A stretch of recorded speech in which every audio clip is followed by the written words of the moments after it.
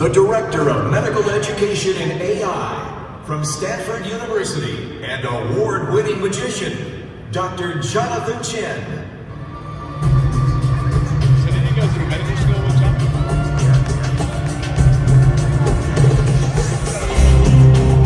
Good morning, everybody, and thank you for making it out to this early session, I know, at 9 a.m. in Vegas here. Then again, in this modern day and age, if you want to make it in innovative, advanced healthcare and technology systems, we all need to rapidly adapt to very many different roles. 1 minute, I lead the Stanford HealthTricks Lab, clinical informatics, data science, medical AI applications. I also work in the hospital system. I'm literally a hospital physician. I'm in my white coat and scrubs. I think I got a blood stain here. Give me a second. Let me see if I can just clean this up for a second and make myself a little bit more presentable. Okay, I think we're ready to get started. What do you think? I don't know if some of you might have seen a headline in the last year where they showed that AI defeats doctors at diagnosis. I would not have written that headline, but it did get a lot of very angry people to read that article, so I guess it served its purpose. They were talking about a study we did. I wonder if I could get a volunteer to come join me on stage to demonstrate a little bit of medical knowledge at play. Oh, we've got something. Strangely, for insurance purposes, I can't bring somebody from the media audience. If I could bring somebody backstage to come join me on stage, and we'll have a little bit of fun together. Oh, fantastic. Here we go. Great to meet you, sir. What was your name? You can go speak to the microphone. And then what is it you do, Jonathan? I am the founder and CEO of Health. The founder and CEO of Health. As you can see, ladies and gentlemen, a perfectly random person drawn from the audience. We have not prepared anything in advance. Have we met before today?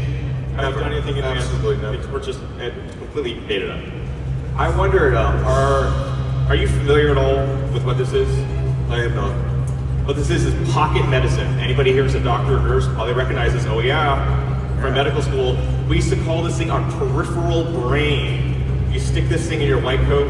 You're doing your rounds in the hospital, your attending physician asks you some tough question, and you're frantically, oh my gosh, what is the treatment and diagnosis? Jonathan, would you believe I have memorized every disease, every diagnosis, every diagram, every page, every paragraph of this entire book? Well, if you say so. I mean, that seems kind of crazy. That seems kind of good. Well, he's a skeptic. Hey, extraordinary claims are extraordinary evidence. There are indeed hundreds of pages of extremely dense information in here. Many of you in the audience can confirm that. You know what this book is. Please, Jonathan, go ahead and take the book. Please take the book. And open to any page that you want. You got a page? He's still looking. He wants a good one. Okay, tell us what page you're on. What's the page?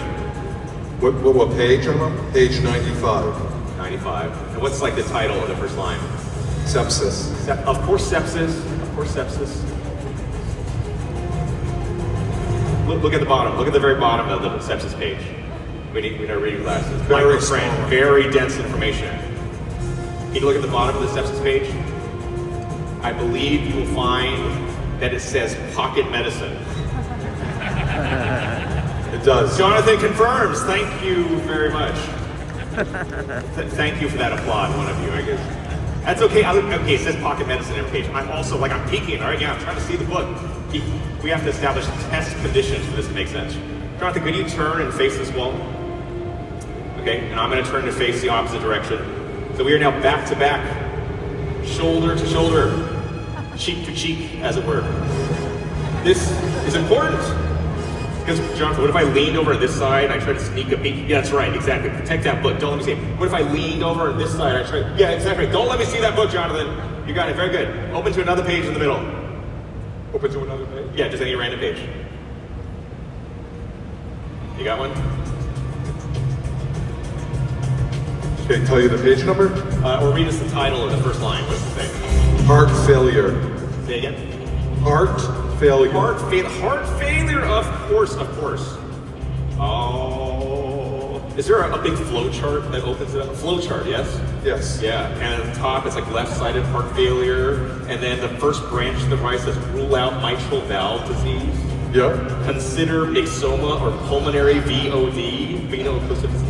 Yeah. The first major branch point is the LVEDP, left ventricular end diastolic pressure. Yeah. Is that pretty close? Yes. If you branch to the left in boxes, it's systolic dysfunction or high SE failure. If you branch to the right, it's diastolic dysfunction or pericardial disease. Was I close? It does. How about that? That is How about pretty- that? Are you convinced yet? I am convinced that is pretty That, incredible. that could have been a fluke. That could have been a fluke. Let's do one more page, John. Let's do one more page. Go ahead, sir. Let's get one more page here. Yeah. Do that. Don't let me cheat. Okay. The page note, it's titled chest. Yeah, read the title. Titled chest pain. Chest pain, of course. We need our classic cardiology in here. Chest pain. It's several tables. It says like cardiac causes, pulmonary causes, gastrointestinal causes. Is that right? Like all these tables? That is exactly right. That's exactly right. And the first one, cardiac causes, look at that. Is there like unstable angina, MI for myocardial infarction, pericarditis, myopericarditis, aortic dissection? Read the description for aortic dissection. Is this something like an abrupt onset of a severe or tearing or knife-like pain? In fact, in parentheses, the absence of such symptoms has a negative likelihood ratio of 0.3. Was that odd? That's pretty good. Okay, yes. You know, sorry you had to see that. I've actually demonstrated this in fact for some of my students before, and my students said, oh, Jonathan, I thought you actually knew all this stuff. To find out you were cheating, you're reading out of a book, use AI to do your homework, I'm very disappointed. Jonathan, I would not want to disappoint you. Can we go ahead and trade books? Take a look, yeah. Can you open up this book to any page in the middle? And could you go ahead and show our audience? There's nothing in here. This entire book is blank the entire time. How about a hand? Thank you so much, Jonathan. I appreciate it. Yeah, there you go. Thank you so much. How about a hand, Jonathan? Maybe human intelligence can still surprise us. I will still never know more than a computer and AI system ever will. But applying our knowledge in creative and compelling ways that interaction with a human being can still be compelling in how we interact. I'm glad to be in a place like Stanford where we're advancing the state of the art, not just in terms of developing technology, which we are certainly doing, but also how do we train and retrain an entire generation of the workforce to safely and effectively integrate intelligent systems to reach all of the patients who need us. Thank you all. Looking for a fantastic day of health. Take care. See you again in the afternoon.